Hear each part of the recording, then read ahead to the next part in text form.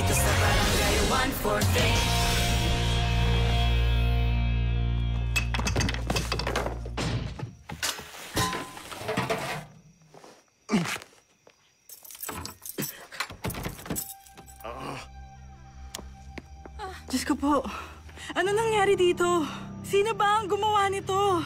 Ate, natatakot Hello? ako. Magre-report po ako ng robbery. Lisa, bumalik ka dito. Baka mamaya nandiyan pa yung gumawa nito. Buster, wala akong mahanap. Opo, hindi ako titigil. Ha?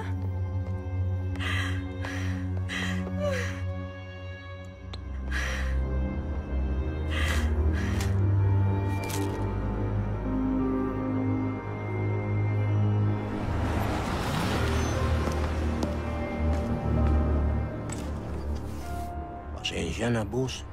Natakot kasi ako eh. Ang laki kasi ng dala kong pera. Di ka maniniwala, boss. Sa pusakal. Kung ako may ganyang kalaking pera, sa sigurado na ako pupusta. Pero lakas ng trip ng mag-asawang inchik na yun eh. Wala na siguro paglagyan ng yaman nila eh.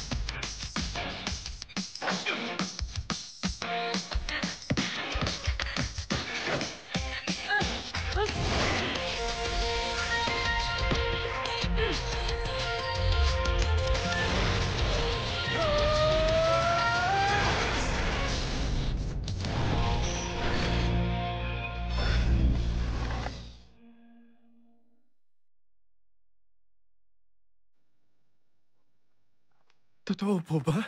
Si Commissioner ang tatay ko? Oo, Bren. Si Jack nga ang tatay mo. Paano? How do you know? Matagal na niyang alam, Bren. Sanggol ka pa lang. Alam na niya dahil sumulat ang mommy mo sa daddy ko. Siya ang nakabasa ng sulat. But instead of telling my dad, mas pinili niyang isikreto yun. At kung hindi nalaman ni Coach B ang totoo, malamang lahat tayo pare-parehong walang alam. Alam na ni Coach? Bakit mo ginugulo ang pamilya namin? Ma, tama na! After all these years, why are you here? Gusto ko lang makilala ang tatay ko dahil siya na lang ang pamilya ko. My mom, my dad, my sister. Wala na sila at ako na lang mag-isa. I don't want anything. Sinungaling! Gusto mong sirain ang pamilya ko. Gusto mong ituloy yung hindi nagawa ng nanay mo. That's not what I want! Ma, that's enough! Kung wala ka talagang intensyong sirain ang pamilya ko, leave! Umalis ka na! Bumalik ka na sa Korea! Alam mo naman na kung sino ang tatay mo, hindi ba? Hindi ba sapat yun? Ma, how can you say that?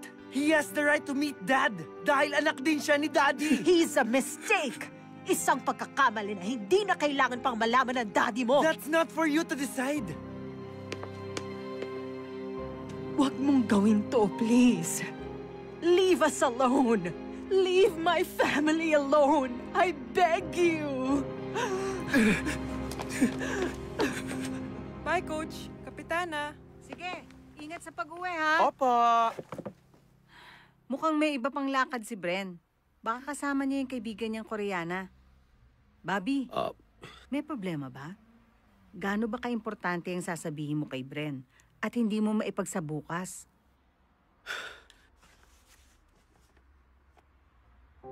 Nakita ko yan sa mga litrato ni Bren. Kinuha ko. Itinago. Gusto ko muna kasing kumpirmahin kay Jack, pero kahit nung nalaman ko ng totoo, hindi ko pa rin sinabi kay Bren. Si Jack ang tatay ni Bren? Bakit hindi mo sinabi agad kay Bren? May dahilan ako kung bakit ko yun nagawa, pero di sapat na rason. Kaya ako nandito ngayon. Para humingi ng paumanhin sa ginawa ko. Sana hindi pa huli ang lahat. Sana mapatawad niya ako. Bren! Sandali! Ba't mo sinabi sa akin ang totoo? What's your agenda? Agenda? Anong pinagsasabi mo? Ayaw mo sa akin at ayaw ko din sa'yo. Hindi tayo magkaibigan. We're rivals. Why would you tell me? Pwede tumahimik ka na lang. Why? Why? Tell me! Dahil tama lang na malaman mo ang totoo. Oo, ayoko sa'yo. Di naman sikreto yon, di ba? Pero nung nakita kitang binubugbog kanina, ang unang pumasok sa isip ko, ipagtanggol ka. Protektahan ka. Hindi ako nagdalawang isip. Bakit hindi mo sinabi kay Komish? Hindi ba dapat niya din malaman? I was going to. Naunahan lang ako nung nangyari kanina. This is too much!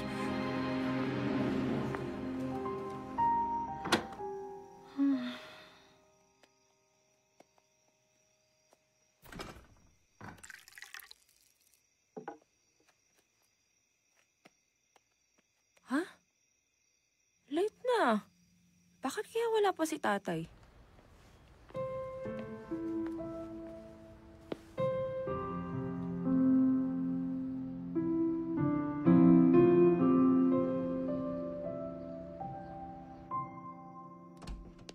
Anong sinabi niya?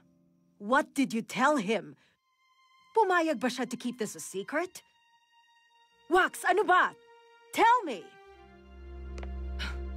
Akala mo ba tama tong ginagawa mo? You'll see. Pagsisisihan mo din ang araw na to.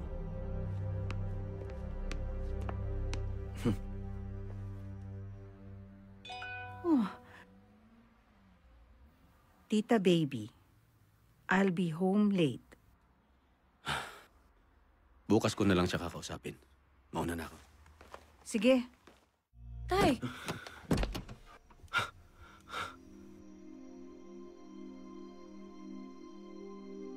May sasabihin daw po sa inyo si Bren.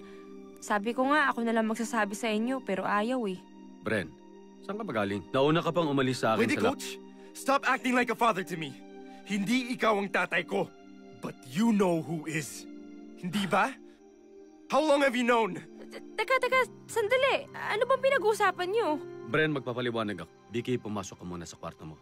May pag-uusapan lang kami ni Bren. No! Vicky, dito ka lang. I'm done with all the lies. Gusto ko marinig mo ang totoo.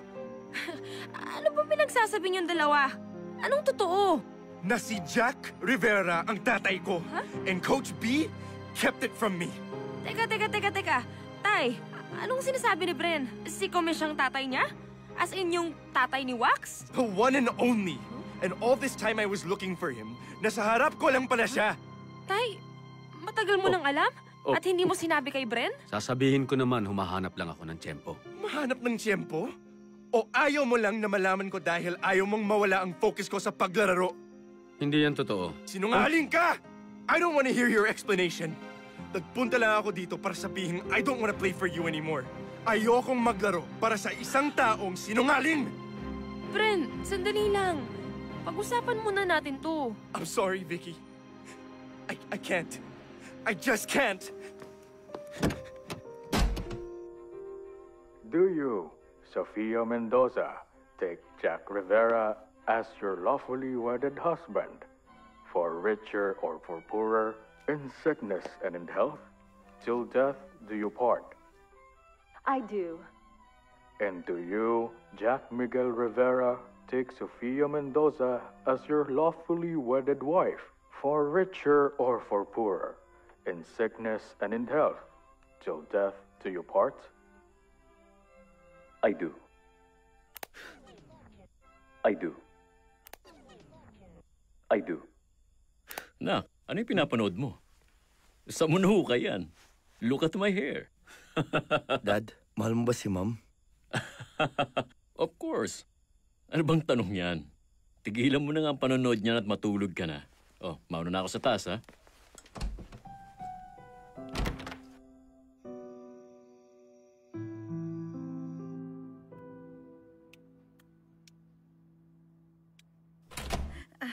Bren, nak, saan ka ba nanggaling? Tita, nahanap ko na ang tatay ko.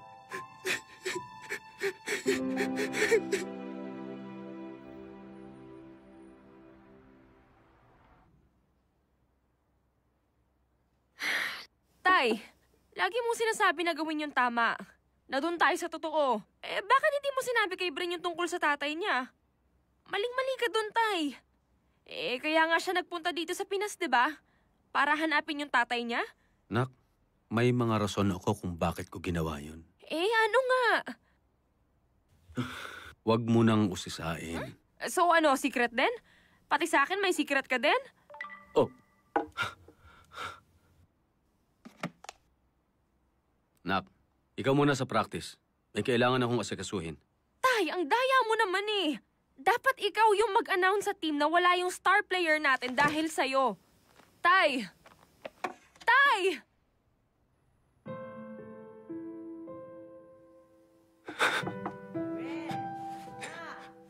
Pwede bang pumasok? Tita Baby, bukas po yung pinto. Oh, dinalan kita ng pagkain. Alam ko ayaw mo pang lumabas, pero hindi naman pwedeng hindi ka kumain. Magkakasakit ka niyan.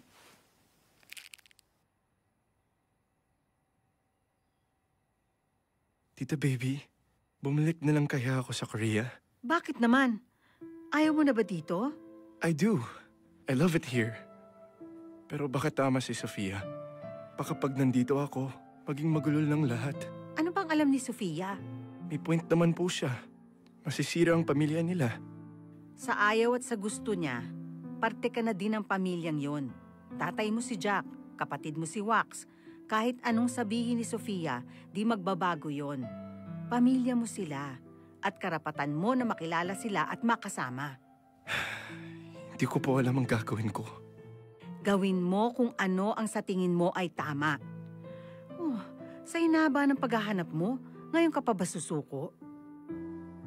4 laps tayo tapos shooting. Kailangan nating ayusin ang opensa natin. Wala pa si Bren. Oo nga. Hintayin muna natin. Area niya yung opensa eh. Baka napuyat. Gusto niyo tawagin ko? Hindi na maglalaro si Bren. Ay bakit? May sakit ba siya? Baka may love na. Wala siyang sakit.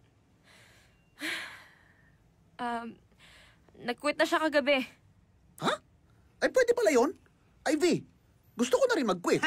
Hindi ka nakakatawa. Ay ikaw kaya nagsimula. Hindi magandang biro na nag-quit si Bren ha? Hindi yun joke. Simula sa araw na to, hindi na pusakal si Bren. Nasaan si Bren? Anong quit? Walang quit! Tama! Ay anong problema ni K-pop? Sigurado ako pag ready na siya, siya na mismo ang magsasabi sa inyo. Pero sa ngayon, kailangan na natin mag-practice dahil importante ang game natin. Hindi tayo pwedeng matalo. Game! Takbo! Ha? Takbo na sabi! Oo, ito na. Bren? Bren? Huh? You've hardly said a word since we've got here. Jin, I'm sorry. I just have a lot in my mind. You're doing it again, Bren. Doing what? Shutting me out. I'm not. We used to talk about everything. We used to be really good friends. We still are. No, we're not. You have this new life and clearly I have no place in it. That's not true. Come on, Bren. You don't have to lie. I know you, remember? I just want to make sure you're okay. Jinri, I'm sorry. I'm sorry if I made you feel that way. But you're wrong. I'm still your friend. We're still friends. I know. Just not as close as before. Don't worry about me. I think I'm just being emotional. It's our last night together. Look, let me make it up to you. Is there anything you want? Anything? Yes. I want you and me back home.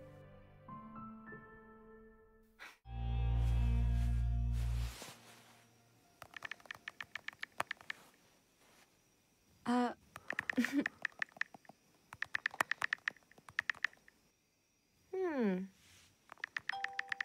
Kita naman tayo. Wax sa Sabado may photoshoot tayo para sa FIBA Magazine. You, me, and your mom. They're writing an article about the first family of Piba. Clear mo sked mo, ha? Kailangan nandun ka. Aba, syempre, Dad. Hindi pwedeng kulang ang perfect family, di ba? Of course. Sigurado ka ba, Dad, na kami lang kailangan mo? Oo naman.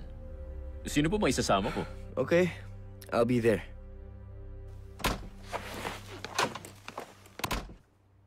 Handa ka na ba makita si Dandoy mamaya? Mag-iingat ka. Bobby, nakikinig ka ba? Pasensya na. Iniisip ko yung tungkol kay Bren. Dahil dun pati kami ni Vicky nagkakaproblema. Hindi pwedeng distracted ka, Bobby. Delikadong tao si Dandoy. Isang pagkakamali lang, pwedeng masira ang lahat o kaya mapahama ka. Ngayon ka pa ba mawawala sa diskarte? Kung kailan malapit na tayo, baka masayang lahat ng pinagpaguran natin. Ano ba sa tingin mong susunod nating dapat gawin? Kung talagang namatay si Coach Jimmy dahil sangkot siya sa game fixing, isa lang ang ibig sabihin nun. Kulang na sila ngayon ng tao na magmamanipula sa resulta ng PIBA. Kailangan mo ngayon makumbinsi sila na ikaw ang dapat ipalit nila kay Coach Jimmy.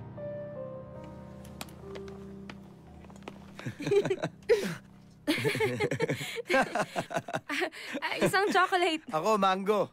May problema ka, no? Gusto mo sprinkles? Wax. Hindi ka mag-aaya kung wala kang problema. Isa pa, parang alam ko na tungkol saan. Si Bren? Bakit ko naman poproblemahin yon? Kasi kapatid mo siya? Ha? Sinabi niya sa'yo? Kinausap niya si tatay. Kaharap ako. Pero huwag ka mag-alala. Wala naman kaming ibang pinagsabihan. Your secret is safe with me. Wala sa akin kung lumabas ang totoo. Mas gusto ko pa nga yun eh. Ibig mo bang sabihin, handa mong tanggapin si Bren bilang kapatid mo? Ako nagsabi sa kanya ng totoo. Hindi ko gagawin yun kung hindi. Oh guys, magpahinga kayo ah. Huwag na gumimik. Kailangan natin ng lakas para sa game bukas. K-pop! K-pop! K-pop! Totoo ba yung sinabi ni Ate Vicky? Ay, hindi ka na raw maglalaro sa pusakal? Pambira. Kung kailan importante yung game? Sinasabi ko na nga, be. Wala talagang forever. Koboy, nung namatay yung pusa mo tapos ayaw mong maglaro, hindi naman nagreklamo ang team. Chikoy, nung nagka-LBM ka tapos hindi ka pwede maglaro, nagpadala pa kami sa'yo ng sandamakmak na prutas. Ikaw, Junior, pag natatapat sa church mo ang game at hindi ka pwede maglaro, wala kang naririnig galing sa amin. Kailangan ni Bren ang pangunawa natin ngayon. Di pa natin kayang ibigay yun? Parang yung girlfriend ko noon. Puro lang paasa. Guys, I'm sorry. Sana maintindihan niyo ang desisyon ko. Pwede bang balato niyo na lang muna sa akin to?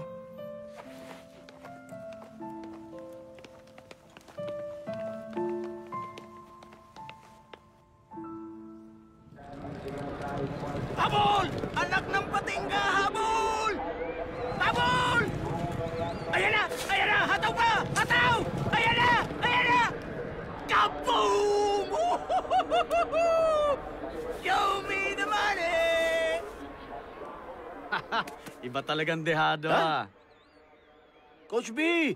Arera ka rin pala. Paminsan-minsan kapag walang magawa. Biruin mo. Sugarol ka rin pala. At pareho pa tayong dehadista. Ayos! Kaya nga gusto kitang makausap ulit eh. Ha? Tungkol saan? Doon sa tinatanong ko sa'yo dati. Kung pwede ba akong pumusta sa PIBA? Di ba sabi ko, Coach, wala akong alam dyan? Pambihira naman, oh. Huwag na tayong maglokohan, Dandoy. Alam ko ang tungkol sa pustahan sa PIBA. Sa lagay kayo lang ang kikita. Ambunan niyo naman ako ng konti. Paano mo nalaman ang tungkol dito? Bakit? Akala niyo ba sekreto pa rin na may pustahan at hulugan ng larong nangyayari sa PIBA? Anong akala niyo sa amin? Tanga? Sige.